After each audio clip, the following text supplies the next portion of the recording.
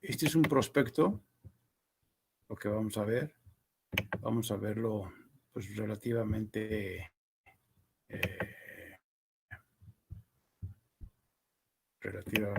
a detalle, ¿ok?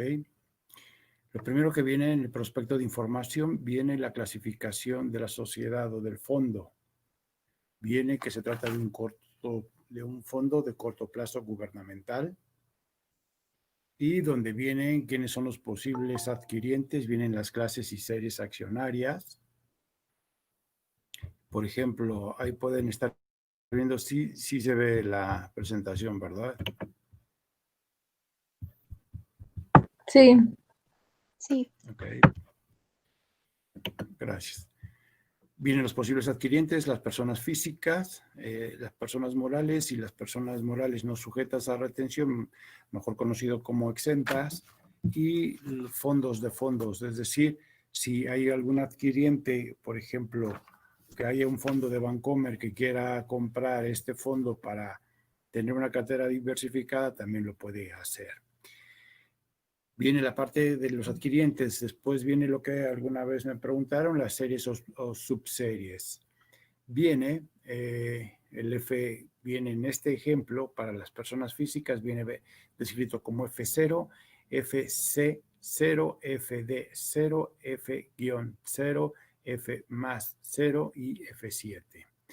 Y ahí es lo que viene precisamente, ya comentábamos, el porcentaje el capital que se requiere. En el F0 ya vimos que no hay mínimo, en el F7 dice que no hay mínimo. Para las personas morales en el M0 no hay mínimo, para el MC0, por ejemplo, son para que aquellos contratos de persona moral que tengan 5 millones de pesos o más, y así en cada una de las series. Creo que eso está relativamente sencillo, porque las series o las subseries se llaman así, o están utilizándose esas denominaciones. F significa persona física, F, persona física, M, persona moral, X, exenta, C, clientes con estado de cuenta superior a 5 millones, D, con clientes superiores a 10 millones, luego vienen los exentos, personas físicas, luego el F más 0, superior, estado de cuenta superior a 100 millones de pesos, etcétera, etcétera. Vamos a ponernos a ver todas las series que hay, ¿ok? Y aquí es donde viene precisamente cuáles las primeras reglas de operación. Lo primero que nos dicen es el horario para solicitar órdenes de operación. Va de las 8:30 de la mañana, hora del centro de México, y las compras serán hasta las 2 de la tarde y las ventas es hasta las 13:30 horas, es decir, hasta la 1:30. Todas las compraventas podrán ser solicitadas días hábiles. ¿Qué quiere decir esto? Que los días fin de semana, sábados y domingos, no hay operación y por lo tanto no se puede solicitar operación alguna. Viene una serie de características. Todas las órdenes de compra-venta a días hábiles, información contenida en el prospecto, responsabilidad del fondo. Las acciones representativas del capital del fondo no se encuentran garantizadas por el IPAP. No hemos visto todavía algo del IPAP, pero lo veremos un poquito más adelante y en qué consiste este seguro bancario. Cosas más importantes, aquí vienen, bueno, los datos donde se puede validar el prospecto particular en este caso del fondo, que es lo que vamos a ver, ¿ok? No crean que vamos a ver creo que son 22 páginas. No vamos a ver las 22 páginas, de hecho vamos a empezar avanzando con lo que es la materia. Este es el índice del prospecto. Y vamos a empezar primero con el objetivo y horizonte de inversión, estrategias de inversión, rendimientos y riesgos relacionados. Número 1, o letra A, objetivo y horizonte de inversión. Este fondo en particular, que es un ejemplo el que estamos viendo, hay cientos más como este fondo, va a invertir exclusivamente en valores gubernamentales, ya sean denominados en moneda nacional o en UDIs. Es decir, que para que se considere en valores gubernamentales lo tiene que definir Banco de México, como lo ha definido en su circular número de tal. Los números de los circulares no nos interesan. El fondo va a invertir primordialmente en valores gubernamentales de corto plazo. Ojo, corto plazo. Ya vimos que va a ser en UDIs y en pesos. ¿Okay? El principal riesgo asociado a este fondo es el relacionado a la variación en las tasas de interés, la inflación y el impacto que pueden tener estos factores en los instrumentos de deuda. Se considera adecuada la inversión en el fondo para aquellos inversionistas que buscan optimizar los recursos disponibles o líquidos bajo una perspectiva de por lo menos un mes de permanencia en el mismo. Es decir, esto es lo que por lo menos se recomendaría para un inversionista, estar por lo menos un mes, que es el plazo que se estima o considera adecuado para que el inversionista mantenga su inversión. También es recomendable para aquellos inversionistas que se encuentran diversificando inversiones en otros valores y otros fondos, buscando en el fondo una inversión temporal para dirigirse a otros productos y que busquen un riesgo bajo. El fondo está orientado a inversionistas medianos y grandes, sobre todo entidades gubernamentales, universidades, fondos de pensiones, fondos de ahorros, considerando también los montos mínimos de inversión del fondo.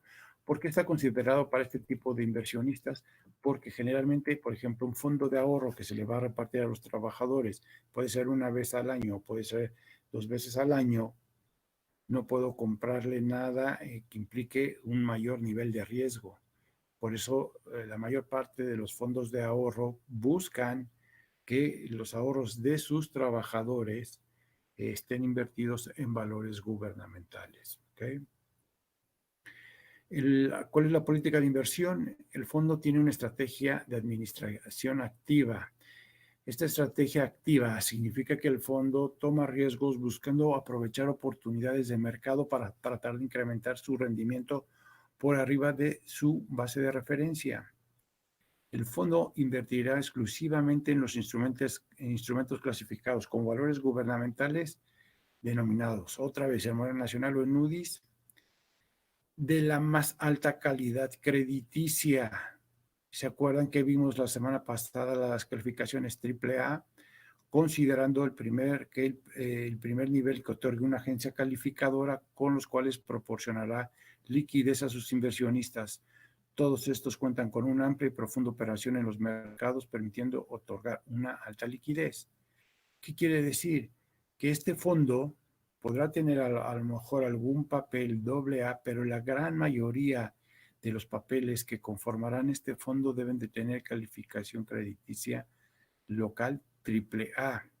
Estos valores en los que puede invertir este fondo, ojo, este fondo son CETES, bonos de desarrollo del gobierno federal, bonos de desarrollo del gobierno federal denominados en UDIs, también conocidos como UDIbonos, títulos emitidos por el Instituto para la Protección del Ahorro Bancario, BPAs, así se le conocen a estos bonos, y los títulos emitidos por Banco de México, también conocidos como bonos de regulación monetaria. Punto. Nada más puede hacerlo en estos tipos de instrumentos. El fondo va a llevar a cabo una diversificación entre diferentes valores gubernamentales, así como operaciones de reporto. Ojo, ya vimos las operaciones de reporto. Las operaciones de reporto que lleve a cabo un fondo, siempre y cuando deben de ser acorde al objetivo de corto plazo. ¿Ok? ¿Qué es lo que busca? Que si yo necesito, por ejemplo, si de repente hay una salida importante del fondo, yo tengo que darle la liquidez a los accionistas del fondo, a los que están vendiendo, para que ellos utilicen el dinero en lo que ellos quieran, pero ellos necesitan el dinero constante. Entonces, ¿qué es lo que va a hacer el fondo? Que a través de una operación de reporto va a comprar esas acciones que tienen los accionistas para poder llevar a cabo esta operación de reporto y darle salida a la liquidez que requieren los inversionistas. ¿Ok? El fondo no va a invertir en activos emitidos por sociedades del mismo consorcio empresarial al que pertenece su operadora. Y por obvias razones, si es un fondo que solamente invierte en papel gubernamental, no puede comprar, en este caso, un papel que emitiera alguna sociedad que formara parte de Vector. ¿Ok? La duración de todos sus activos, objeto de inversión, será menor o igual a un año. ¿Qué quiere decir? Que en el mercado secundario va a tener que estar comprando instrumentos que se ajusten, que tengan la mayor parte de estos instrumentos tengan vencimiento en un año. ¿Por qué? Porque el fondo es considerado que es un fondo de corto plazo. ¿Okay? Aquí vienen los activos, objeto de inversión, valores gubernamentales 100% mínimo, 100% máximo, operaciones de préstamo de valores. ¿Qué es lo que yo le podría prestar? Pues yo podría prestar CETES, bondes, etcétera, etcétera. Lo que trae en la panza el fondo, que son, insisto, puros valores gubernamentales. Tercer activo es valores de fácil realización y o con vencimiento menor a 3 meses. Tiene que tener por lo menos el 60%. ¿Por qué? Porque, insisto, es un fondo de corto plazo. Valor en riesgo de la cartera del fondo respecto a sus activos netos es el 0.07 y es como quien dice, donde invierte la liquidez sobrante del fondo, lo invierte la misma operadora. Y por último, valores en reporto, el 100%. ¿Okay? Pero en la práctica, en la realidad, no se invierte el 100% en reporto. Y bueno, ahora vamos a ver estrategias temporales de inversión. Cuando hay condiciones de alta volatilidad en los mercados o de incertidumbre económica o política, las cuales no permitieran cumplir con el objetivo para el cual fue diseñado el fondo, este puede llevar a cabo inversiones temporales distintas a las de su objetivo y a las señaladas en el régimen de inversión. Los inversionistas serían notificados a través de un estado de cuenta y de un mensaje en la página electrónica a través del Internet.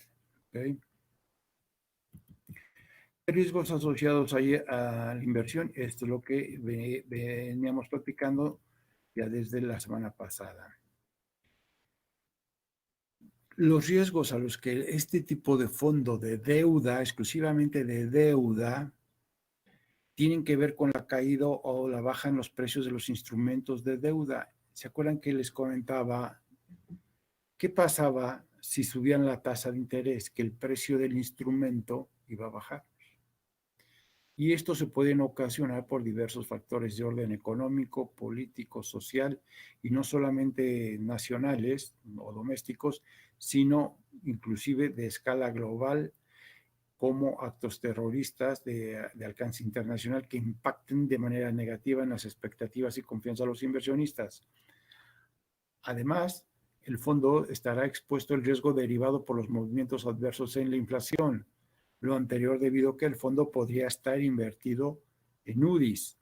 Y aquí lo que les comentaba, a veces al fondo le conviene ir a comprar papeles llamados UDIbonos cuando vienen los meses de lo que le llamamos meses de inflación más elevada o estructuralmente alta, que generalmente son los últimos meses del año, a partir de noviembre a diciembre, y el mes en el que inician, bueno, no sé cómo vaya a estar ahora, hay que seguir de cerca el tema de la inflación, pero lo que tenía que ver con el inicio de los cursos escolares, de un ciclo escolar. Ahí es donde estructuralmente se ve generalmente incrementos en la inflación. Hay otros riesgos, que son los riesgos del mercado. Aunque el fondo mantenga una clasificación de corto plazo y una alta exposición de su cartera en valores gubernamentales, aún así se pueden presentar riesgos en los precios de los activos por, insisto, movimientos en las tasas de interés. Por lo general, si las tasas de interés suben, el precio de los instrumentos de deuda baja y por lo tanto el del fondo. Esta sensibilidad es mayor mientras el objetivo y el horizonte del fondo sea de mayor plazo. Este fondo en particular, jóvenes, ya vemos que es de corto plazo. Adicionalmente, aquellos instrumentos cuyo precio esté relacionado con tasas de interés reales o el valor de la UDI. Existe un indicador dentro de la calificación que obtiene el fondo por parte de la agencia calificadora, que eso ya lo vimos. Sin embargo, en el caso de este fondo, lo que estábamos viendo o lo que vamos a ver es que la sensibilidad, es decir, ¿se acuerdan que lo teníamos clasificado riesgo crediticio o riesgo del emisor y riesgo mercado? El riesgo mercado es que era con número 1 extremadamente baja y 2 es baja. En el caso particular de este fondo es baja, que quiere decir que podría resistir bien movimientos cambiantes en el mercado de tasas de interés, es decir, que no tendría una posibilidad de pérdida potencial, salvo que de verdad las tasas de hoy para mañana se fueran al 100%. ¿Okay? Luego viene el valor en el riesgo, que está en inglés, por eso se escribe así, Value at Risk, en el que, bueno, hay una metodología que se le llama Monte Carlo, con un 95% de confiabilidad del valor en el riesgo, hace una serie de simulaciones, mil datos en un horizonte de inversión de un día, y factores de riesgo utilizados corresponden a 255 datos. Este fondo en particular, del 1 de junio del 2015 al 31 de mayo del 2016, el valor en riesgo máximo observado es de 0.014%. Esto significa que el fondo ha tenido un valor máximo de pérdida potencial para un solo día del 0.014%. Es decir, que el valor en riesgo promedio observado durante el mismo periodo ha sido del 0.006%. ¿Qué significa? Que la pérdida en un escenario pesimista 5 en 100 veces pueda enfrentar la sociedad de inversión en un lapso de un día es la de perder 70 centavos, ojo, 70 centavos por cada 1,000 pesos invertidos. ¿Qué es lo que hace este fondo? Pues que es un fondo muy conservador, muy líquido y puro valor gubernamental. Riesgo de crédito, ya vimos que se trata de puro papel gubernamental, entonces su riesgo de crédito es muy bajo porque todo es papel emitido y garantizado por el gobierno federal y por Banco de México, las cuales se encuentran en el primer nivel que las calificadoras asignan, que es la de AAA. Esto ya lo vimos. Entonces, la calificación de este fondo jóvenes es un AAA2. Y ahorita vamos a ver qué es lo que paga un AAA2. Riesgo de liquidez también es bajo porque los valores que integran el fondo mantienen un alto volumen de operación en el mercado y mantiene mínimo un 60% invertido en valores de rápida realización, ¿ok? O valores con vencimientos menores a 3 meses. Riesgo operativo también es bajo porque, bueno, se cuenta con procesos y sistemas adecuados que garantizan todo esto.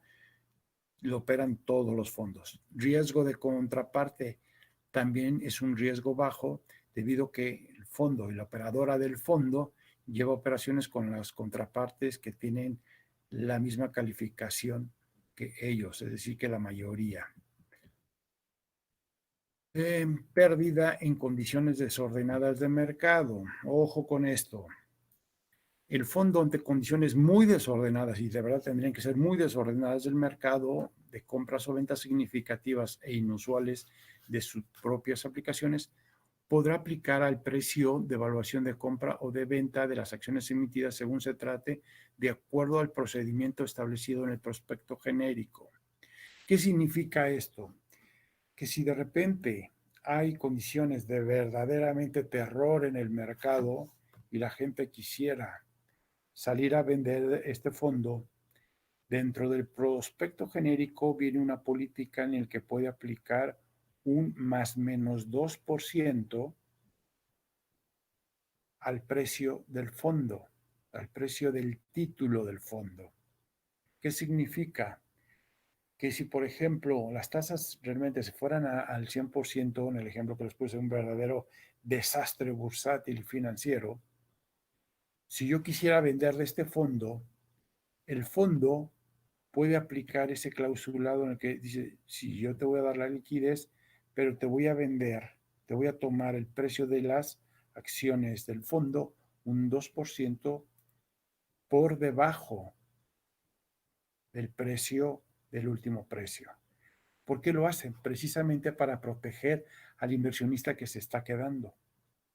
Y también me la aplica si de repente veo que de las tasas del 100% se bajaron al 10% y que entonces van a subir el precio de los instrumentos de deuda de manera muy importante porque la baja en la tasa de interés es muy grande, entonces también me la pueden aplicar. ¿Y cómo me la aplican? Oye, yo quiero comprar acciones del fondo. Me dicen, te las puedo vender, pero te las voy a vender un 2% más caro. ¿Sí queda claro este punto respecto a pérdida en condiciones desordenadas del mercado? Sí. Es evidentemente buscar proteger a los que sí, a los que se están quedando dentro del fondo, con la finalidad de que no vayan a tener una mayor pérdida en el momento de querer vender. Entonces sí nos queda claro el punto en el sentido de que si de repente las tasas, vuelvo a insistir, en un escenario así totalmente gravoso, se van al 100% en lugar del 4,40 que están ahora, entonces los que están dentro del fondo y no quieren salirse del fondo, hay gente que sí quiere salir del fondo, les voy a decir, sí, pero vas a tener que pagar una especie de cover, un 2% de lo que vayas a vender, para proteger a los que se están quedando en el fondo. ¿Okay? Y después van a ver, bueno, ya vienen los rendimientos. Creo que, no sé si también les mandé esto, si no, ahorita lo vemos aquí. Voy a cambiar de presentación, voy a dejar esta presentación hasta aquí y nos vamos a ir a ver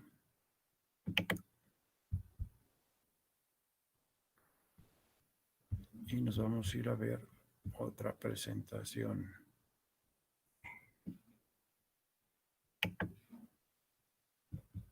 Y vamos a presentar.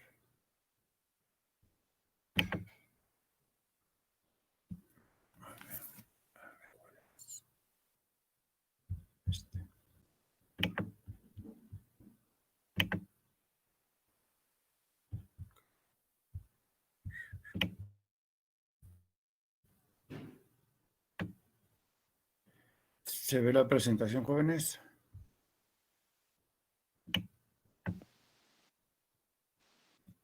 Sí, profe. Sí. Ok. Entonces, esto que vamos a ver aquí ya nada más es una presentación y ya no es todo el rollo que mucho más extenso del prospecto. Lo del prospecto hasta ahí lo vamos a dejar.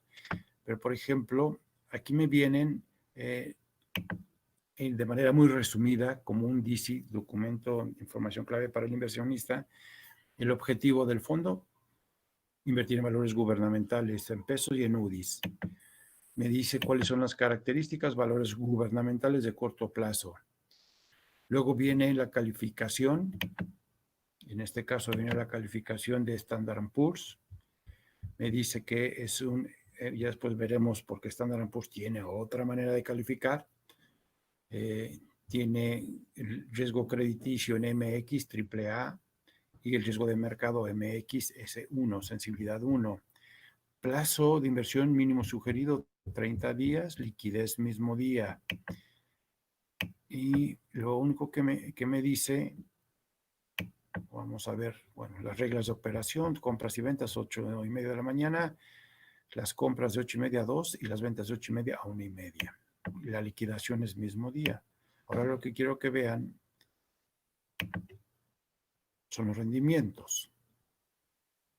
¿Por qué los rendimientos? Porque después vamos a ver, ya no vamos a ver todos los demás prospectos, más que alguno que otro, sobre todo en la parte de renta variable, pero vamos a ver más presentaciones para ver cómo se han ido comportando los rendimientos, el desempeño histórico que han tenido los fondos. Por ejemplo, este fondo que, pues, como ustedes se darán cuenta, es de naturaleza totalmente conservadora, quedamos que es un triple A2 en su calificación. En el 2008, la serie que no tiene monto mínimo para invertir, bueno, las dos primeras, el F0 y F-0, no tienen monto mínimo para invertir. Eso es lo que pagó en el 2018, en el 2019 el 5.71 y lo que lleva pagado hasta este momento en rendimientos anualizados al 30 de junio, el 4.67. ¿Ok? Todos los rendimientos van anualizados. ¿Se acuerdan que veíamos que los fondos de deuda siempre vamos a expresar el rendimiento de manera anualizada? En los fondos de renta variable, que ya veremos, esos los vamos a expresar de forma efectiva o tasa directa, ¿ok? Entonces aquí me dice las diferentes series, la serie de 5 millones, la de 10 millones, la de 100 millones, para personas morales, para personas morales de 5, para los exentos, bla, bla, bla, bla, bla, bla. Ahí vienen los rendimientos. Evidentemente vamos a ver una diferencia entre todas las series, por lo que ya habíamos comentado también la semana pasada, en el sentido de que, bueno, los costos de administración son más altos a la hora de operar un fondo que no tiene un mínimo de inversión, a los costos que cobra la operadora con aquellos que tienen montos mínimos.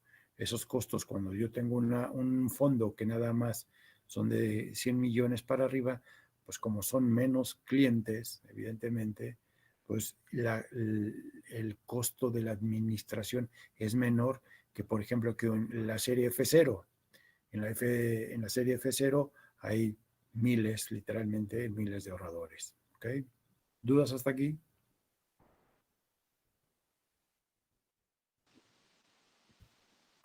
No, profe. Y por Profe, último, en México, ¿como cuánta gente tiene 100 millones para invertir? eso sí no lo sé. Ojalá y fueran muchos, pero no creo que sean muchos. 100 millones, o sea, por ejemplo, en el caso de las personas morales, las empresas, eso sí, llegan a tener tesorerías muy abultadas que pueden llegar a tener 100 millones, pero una persona física, pues estará slim y estarán algunos otros de ese tamaño, pero no creo que haya muchos, la verdad, ¿eh? Ok. Digo, ojalá ya hubiese más porque pues, de alguna manera significaría, si hubiese más ricos, significaría que habría menos pobres, ¿no? Y por último, la distribución de activos. Si se dan cuenta, vamos a ver ahí puros papeles gubernamentales. El reporto, operaciones de reporto con valores gubernamentales de Udibono en este momento tiene muy poco porcentaje invertido en bondes tiene el 2.10, en bonos de protección al ahorro de 182 días, también tiene BPAs de 91 días y la mayor parte está concentrado en el CETE, el 62.82%.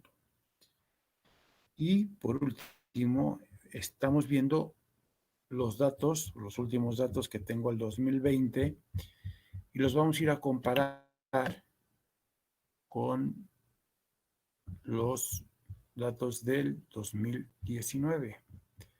Voy a detener la presentación y vamos a subir la del 2019.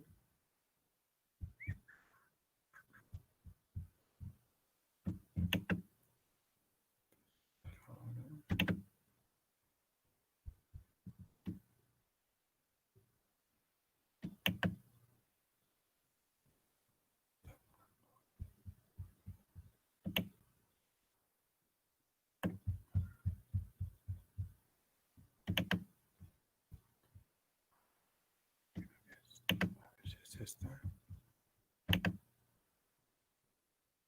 No, no es esta.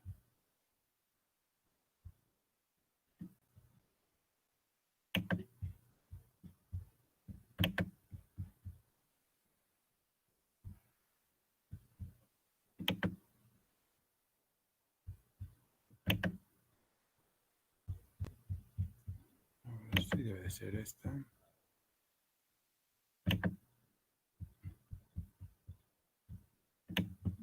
Y ya estamos en el 2019. De hecho, viene lo mismo, nada más que las calificaciones aquí seguían apareciendo. Sigue siendo Standard & Poor's, pero tiene una denominación que es como la que vimos, la del 2020. Y vamos a ir a ver qué es lo que pagó, lo que tenía acumulado hasta el 2019. Si se dan cuenta, en la presentación anterior tenía 2018, 2019 y el acumulado del 2020. Lo que quiero que vean es la columna del 2017. En el 2017 las tasas estaban bastante más bajas y el rendimiento por ejemplo, para mi inversión a lo mejor era casi del 5% en el F0, y ahí podemos ver todas las demás series, como cuál fue el comportamiento. Esto me sirve para qué, lo comentábamos también la semana pasada, para yo saber en qué terreno o dónde estoy invirtiendo. Evidentemente, cuando yo vaya a comprar un fondo, jóvenes, tengo que hacer la tarea de estudiar y ver precisamente, primero, que tenga la misma calificación y que se trate del mismo objetivo. En este caso, yo tengo que comparar este fondo contra el resto de los fondos que invierten en valores gubernamentales de corto plazo. Punto. Y que tengan la misma calificación. Nada más. ¿Ok? ¿Dudas hasta aquí?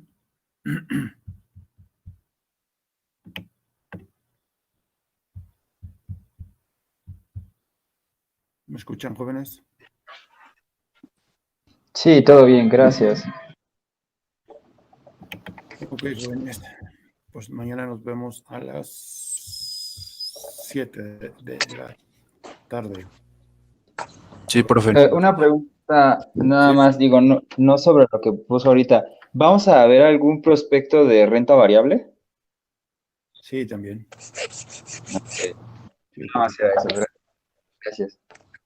Vale, profe, gracias. Sale, pues.